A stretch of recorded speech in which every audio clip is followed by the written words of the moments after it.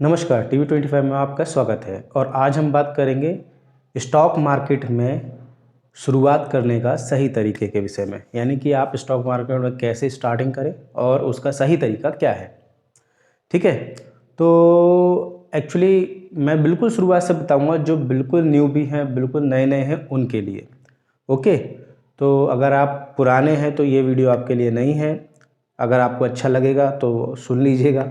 ठीक है, तो जैसे कि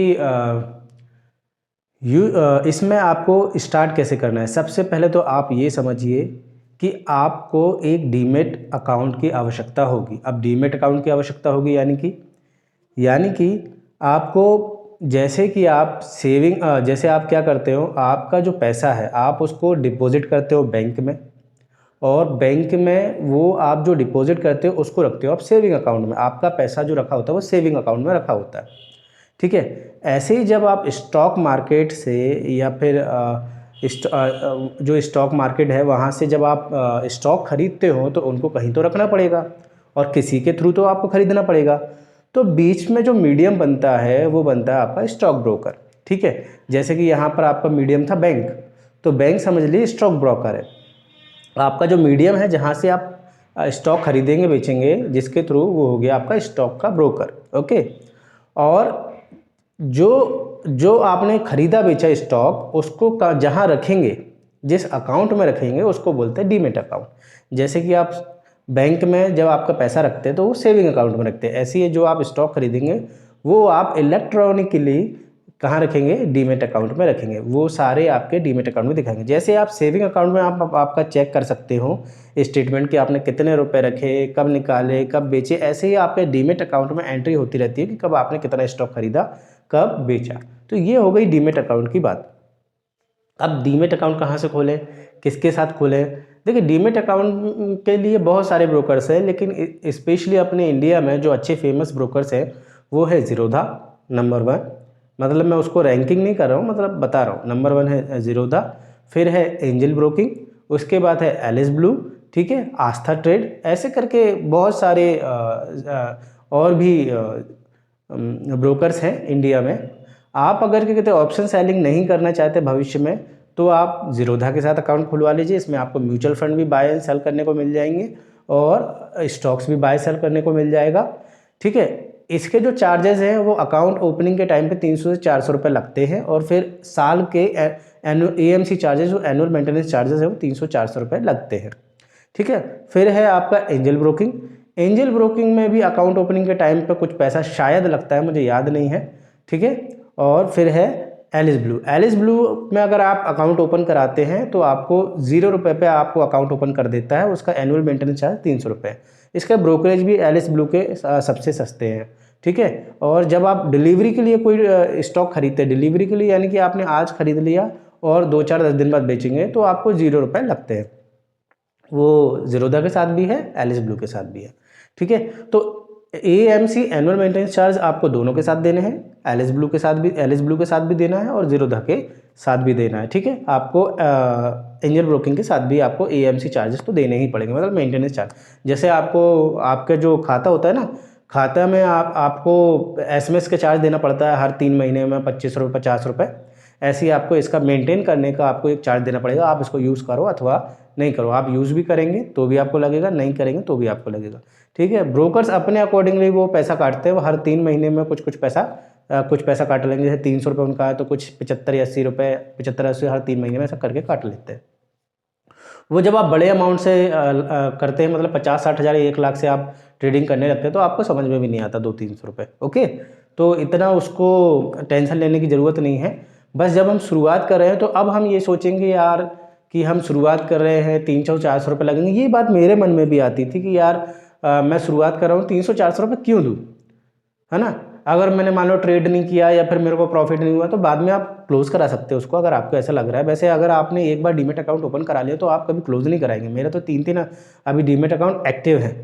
ठीक है, बहुत सारे लोगों के 5-5 7-7 डीमेट अकाउंट एक्टिव होते हैं।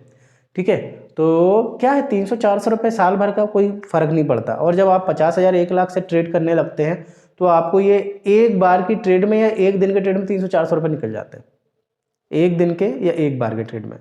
ठीक है, तो इतना बड़ा सरदर्द नहीं है, बस आपको ये सोचना है कि आपको किसके साथ खोलना है। अगर आपको म्यूचुअल फंड में इन्वेस्टमेंट करना पसंद है, ऑप्शन सेलिंग नहीं करना है, तो ज़ीरोधा के साथ चले जाइए। आपको म्यूचुअल फंड में इन्वेस्ट नहीं करना है, म्यूचुअल फंड का शायद एलिस ब्लू में म्यूचुअल फंड का है कि नहीं मुझे नहीं पता है, लेकिन ज़ीरोधा में तो है पक्का। ठीक है, तो अगर आपको एलिस ब्लू के साथ जाना है तो इसमें आपको ब्रोकरेज भी कम है, एनुअल मेंटेनेंस चार्ज भी कम है। ठीक है, और इसमें आप स्टॉक बाय सेल भी कर सकते हैं। ऑप्शन के साथ इसमें ज़ीरोधा में क्या प्रॉब्लम आती है कि एक बैन कर देते हैं, एक स्ट्राइक के ऊपर आप बाय नहीं कर सकते, जबकि हेजिंग के लिए आपको सेल एंड बाय दोनों करना पड़ेगा। ठीक है, जबकि एलिस ब्लू में ऐसा कोई नहीं है, ये आपको इनका क्लाइंट बेस इतना बड़ा नहीं है एलिस ब्लू का, ना एंजल ब्रोकिंग का, तो ये लोग आपको किसी भी स्ट्राइक प्राइस पर बाय एंड सेल करने का देते हैं, जबकि ये रिस्ट्रिक्शन लगा देता है। इस पर शायद इनका ज़ीरोधा का काम चल रहा है।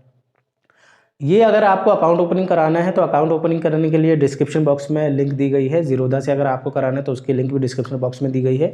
अगर आपको एलिस ब्लू से कराना है तो उसकी लिंक भी डिस्क्रिप्शन बॉक्स में दी गई है। भाई मैं आपको बता रहा हूँ, मैं आपको कोशिश कर रहा हूँ, अगर आप मेरे रेफरेंस से जाएंगे तो मुझे कुछ अर्निंग होगी, नो डाउट।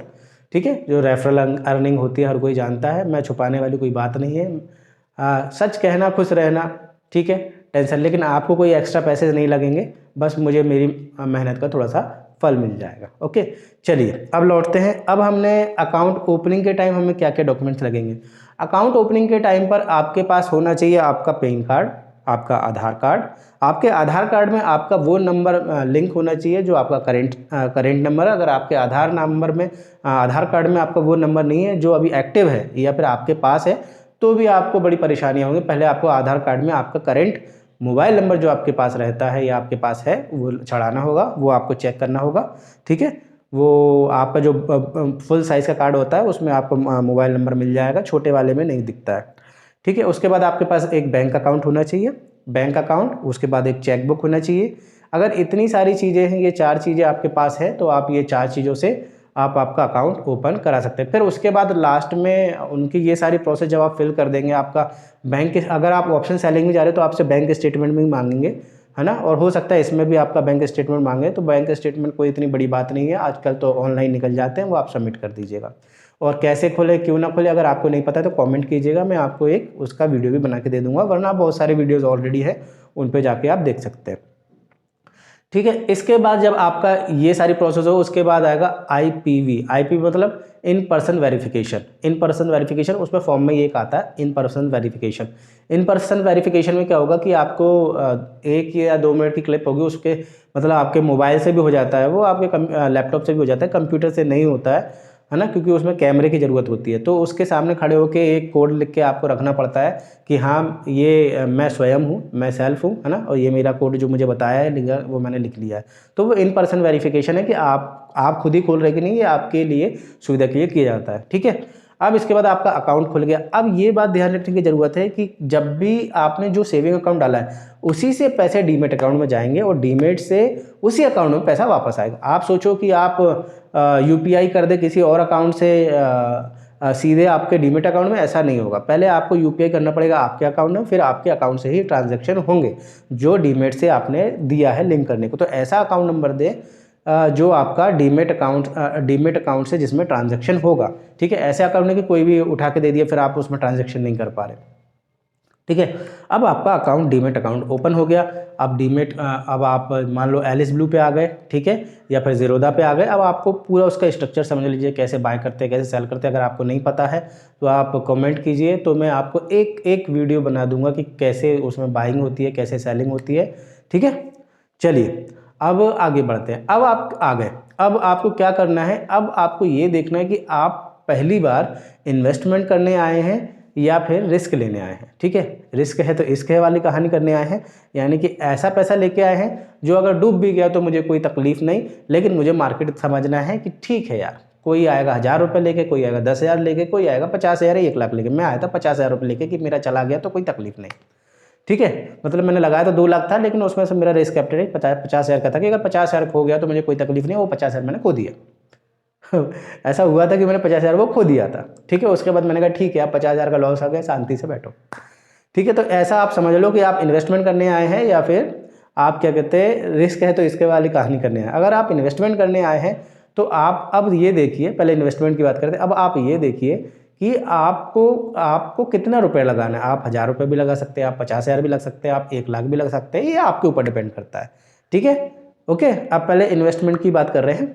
इसके बाद आपको कुछ नहीं करना इन्वेस्टमेंट के पर्पज़ से। देखो बहुत सारी आपको लोग मिलेंगे, बहुत सारी चीज़ें मिलेंगे, वो आपसे बोलेंगे कि आप ऐसे स्टॉक चुनिए जो आपके आसपास जिनको सुनते हैं। जैसे आप रिलायंस की जियो सुन रहे हैं, आप क्या कहते हैं टाटा मोटर्स सुनते हैं, मारुति सुनते हैं, जो आपके आसपास है ऐसा, ठीक है, और उसमें इन्वेस्ट कर दीजिए।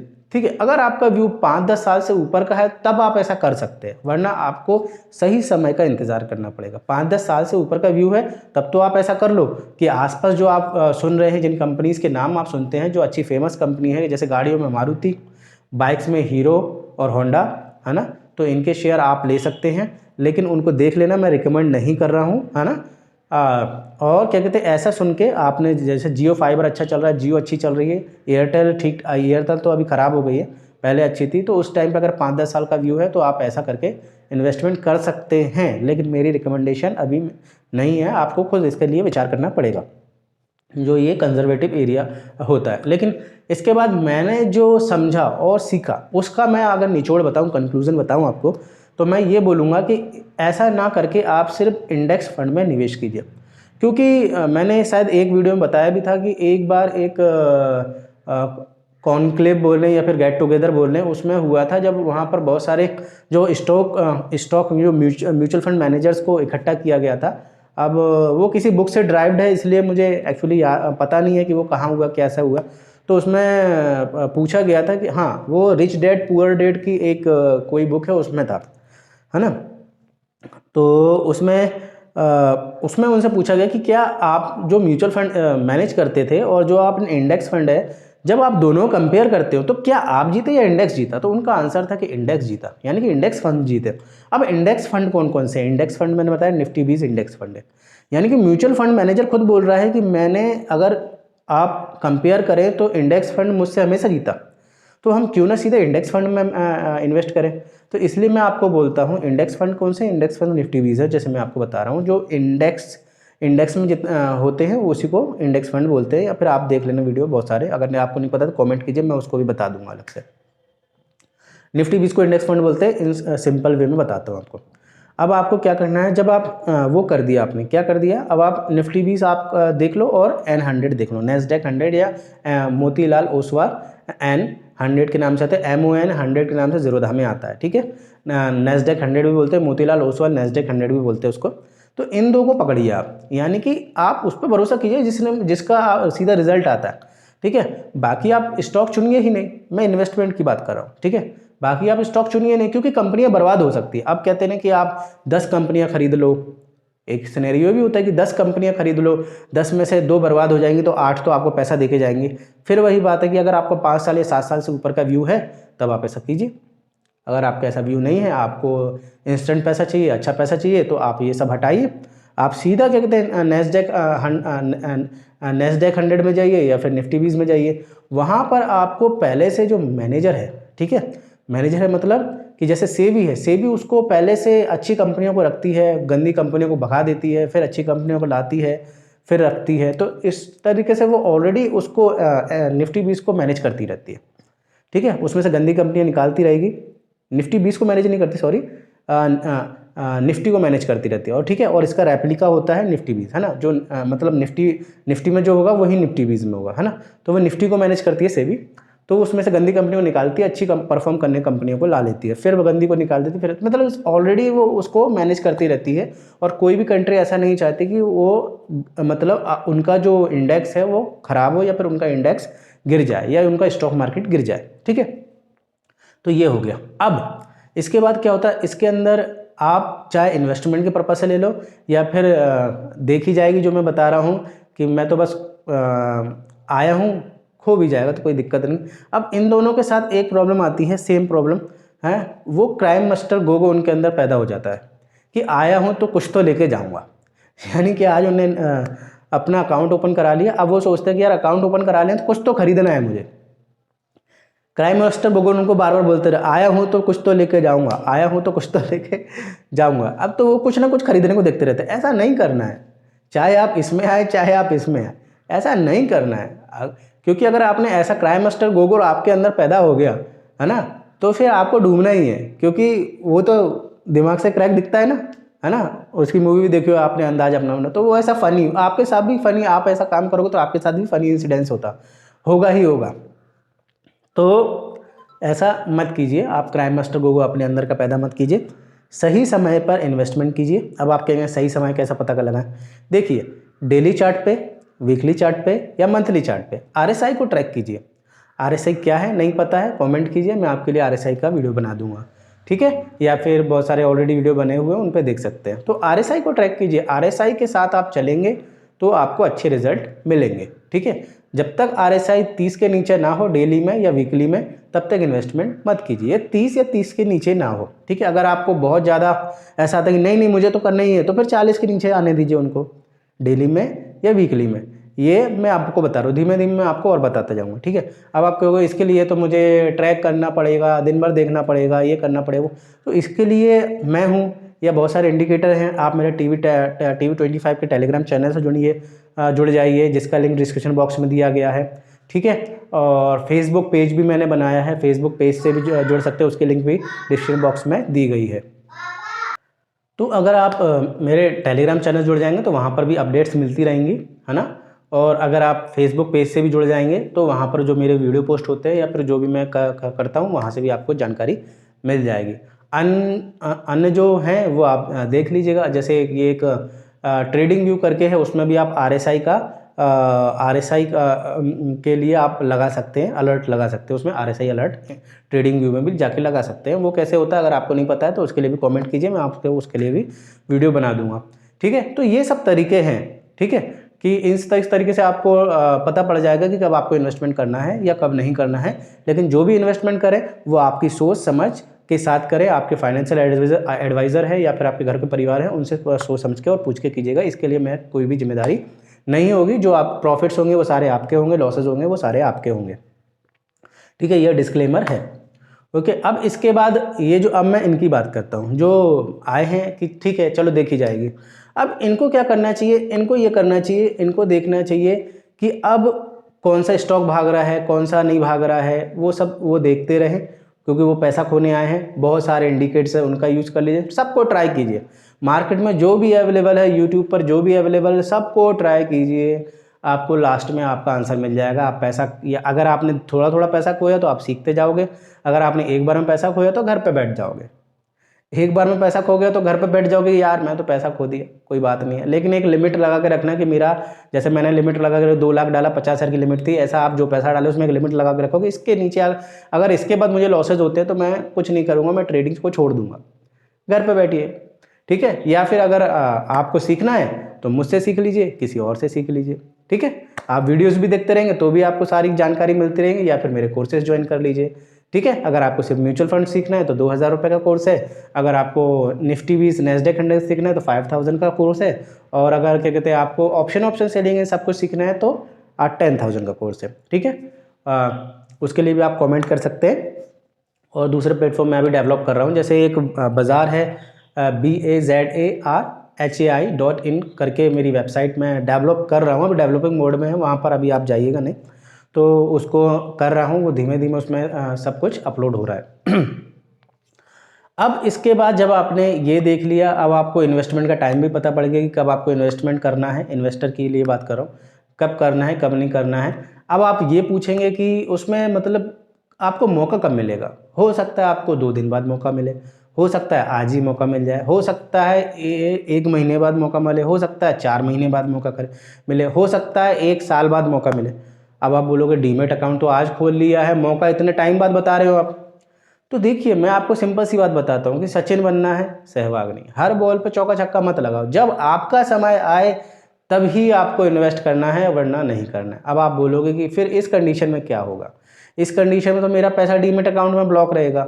देखिए, आपको 2 तरीके बताए थे। अगर आपका छोटा अमाउंट है तो आप एफडी बना लीजिए, वहाँ से ब्रेक करके आप डीमेट में ला लीजिएगा, ठीक है। लेकिन वहाँ पर ब्रेक करने पर अगर मतलब आप टाइम के पहले ब्रेक करते हैं तो आपको चार्जेस लगते हैं, ठीक है। अगर सेविंग अकाउंट में रखते हो 3-4% मिलता है आपको प्रॉफिट, है ना। तो 3% 4% ऐसा मिलता है। तो अगर आप डीमेट अकाउंट में भी लगता है तो लिक्विड बीज खरीद के लगे। जैसे अभी मैंने एक अकाउंट जो मैनेज कर रहा हूँ मैं आप लोगों के लिए, उसमें जो पैसा रखा है मैंने 4-5 हज़ार रुपये रखा हुआ है, मैं उससे ये आपको ट्रेड करके दिखाऊंगा, धीमे धीमे उसको बढ़ाता जाऊंगा, उसको ही बढ़ाता जाऊंगा, ठीक है। तो उसमें मैंने लिक्विड बीज खरीद के रख ली है। तो जो 1000 रुपये के मल्टीप्लाई में, जैसे 1000, 2000, 3000, 5000, उसको आप लिक्विड बीज खरीद लीजिए। उसमें अभी मेरे अकाउंट में 3500 रुपये मैंने उसमें रखे। मैं ऑप्शन सेलिंग के लिए अलग पैसा रखता हूँ, ठीक है। मेरा अभी फंड कितना है, मेरा देखो, मेरा फंड 5 लाख के आसपास रहता है। उसके ऊपर मेरे पास जो भी आता है मैं अभी उसको किस में, प्रॉपर्टी में निवेश करने को देखता हूँ, ठीक है। कि अगर मेरे पास 5 लाख 7 लाख से ऊपर फंड हो गया, 5 लाख के ऊपर, तो अलग से 5-7 लाख हो गया, तो फिर मैं प्रॉपर्टी में निवेश करने को देखता हूँ, ठीक है। क्योंकि मुझे उसमें सरदर्द ज़्यादा नहीं होता, ठीक है। और इसमें अगर मेरे पास 5 लाख तक का फंड होता है तो मैं अभी इसमें रखता हूँ, ओके। और ऑप्शन सेलिंग करता हूँ उसे 5 लाख से, ठीक है। बहुत बड़ा अमाउंट लेके अभी मैं नहीं जाता। और इसमें मतलब वो जो निफ्टी बीज में जो आपको लिए सिखा रहा हूँ, इसमें इसलिए रखा हुआ है कि आप सीधे सीधे चले, ठीक है। आप सीधे सीधे चले। अब इसमें आप कितना फंड रख सकते हैं, आप इसमें चाहे मैं हूँ चाहे आप करोड़ों रुपए रख सकते हैं, कोई दिक्कत नहीं, कोई तकलीफ नहीं। ऑप्शन सेलिंग में आप करोड़ों रुपए रख सकते हैं, कोई तकलीफ नहीं। ये आपके ऊपर डिपेंड करता है कि आपकी सोच क्या है, आपकी सोच क्या है, आपको कितना प्रॉफिट चाहिए है, ये आपके ऊपर डिपेंड करता है, ना कि मेरे ऊपर, ठीक है। हर किसी का एक अपना व्यू होता है कि वो कुछ पैसा कहीं इन्वेस्ट करता है, कुछ पैसा कहीं इन्वेस्ट करता है, एक ही सारा पैसा एक ही जगह पे इन्वेस्टमेंट नहीं करता, ऐसा मैं भी हूँ, है ना। तो अब आप लिक्विड बीज को, मैं आपको बता रहा था कि लिक्विड बीज खरीद के रख लीजिए, उसमें भी 3 से 4% आपको रिटर्न मिल जाएगा। तो इस तरीके से आप आपका टोटल इन्वेस्टमेंट की शुरुआत कर सकते हैं, ठीक है। मैंने क्या बताया आपको, अब इसको समराइज कर लेते हैं कि पहले मैंने बताया आपको कि आप आपका डीमेट अकाउंट खोलिए। डीमेट अकाउंट खोलने के बाद उसमें पैसे डालिए। अब आप ये सोचेंगे पैसा कितना डालना है, आप कितने भी पैसे डाल सकते हैं। अगर आपको मेरे हिसाब से शुरुआत करना है तो 1000 रुपये डाल दिए, 1000 रुपये डालिए। उसमें जो AMC चार्जेस आप बोल रहे हैं 1000 या 10,000 रुपये डाल लीजिए, ठीक है। शुरुआत में 1000-10,000 से ज़्यादा मत डालिए, क्योंकि AMC चार्जेस जो आपको लग रहे हैं 200-400 रुपये, आप उसको ये समझिए कि जैसे आप ट्यूशन जाते हैं या कोई कोचिंग जाते हैं, कोई इंस्टीट्यूट जाते हैं, वहाँ पर आप पैसा देते हो, और सीखते हो। तो यहाँ पे 400-500 रुपये आप पैसा दे रहे हो, सीख रहे हो। अगर आपके 10,000 रुपये डाला तो 200-400 रुपये तो पैसे कवर हो जाएंगे। अगर आपने 1000 डाला तो हो सकता है उससे कवर हो जाए, ठीक है। तो AMC चार्जेस का इतना नहीं, सिर्फ आप सीख रहे हो। आपका ये 1000 और ये 10,000 रुपये वो सेफ रहेगा, लेकिन ठीक है, वो डूबेगा नहीं, क्योंकि हम नैस्डैक या फिर निफ्टी बीज में ही सिर्फ ट्रेड करेंगे, किसी और में ट्रेड नहीं करेंगे। स्टॉक्स के साथ ऐसा हो सकता है वो डूब सकते हैं, ठीक है। वहाँ पर आप स्टॉप लॉस लगाओगे, नहीं यहाँ मेरा प्रॉफिट है, यहाँ मेरा स्टॉप लॉस है। स्टॉप लॉस हिट पैसा 900, स्टॉप लॉस हिट पैसा 800, यानी कि 1000 रुपये आपके। स्टॉप लॉस हिट फिर आपका 700, स्टॉप लॉस हिट फिर 600। यही तो मेरे साथ हुआ था। मैंने 2 लाख रुपए लगाया, मैंने कहा यहाँ मेरा टारगेट है, यहाँ मेरा स्टॉप लॉस है, यहाँ आएगा तो बाजार का, यहाँ जाएगा तो मेरा, तो स्टॉप लॉस हिट पैसा खत्म, स्टॉप लॉस हिट पैसा खत्म, स्टॉप लॉस हिट पैसा खत्म, 50,000 गए। समझ गए ना। तो ऐसा ही होता है, ठीक है। तो ये सारा वीडियो में मैंने आपको बताया। हो सकता है क्या होता है, बात करते करते कई चीज़ें दिमाग से आउट हो जाती हैं, और कैमरा जो फ्रेंडली होते हैं वो उनको तो बार बार रीटेक करके मैं रीटेक नहीं करता, ठीक है। चलिए, अगर आपको ये वीडियो पसंद आया है तो प्लीज़ लाइक कीजिएगा, मेरे चैनल को सब्सक्राइब कीजिएगा, बेल आइकन को दबा दीजिएगा, ऑल नोटिफिकेशन बेल आइकन को, ताकि मेरे हर न्यू वीडियो पे आपको मिल सके, ठीक है। चलिए, मिलते हैं नेक्स्ट वीडियो को। Thank you.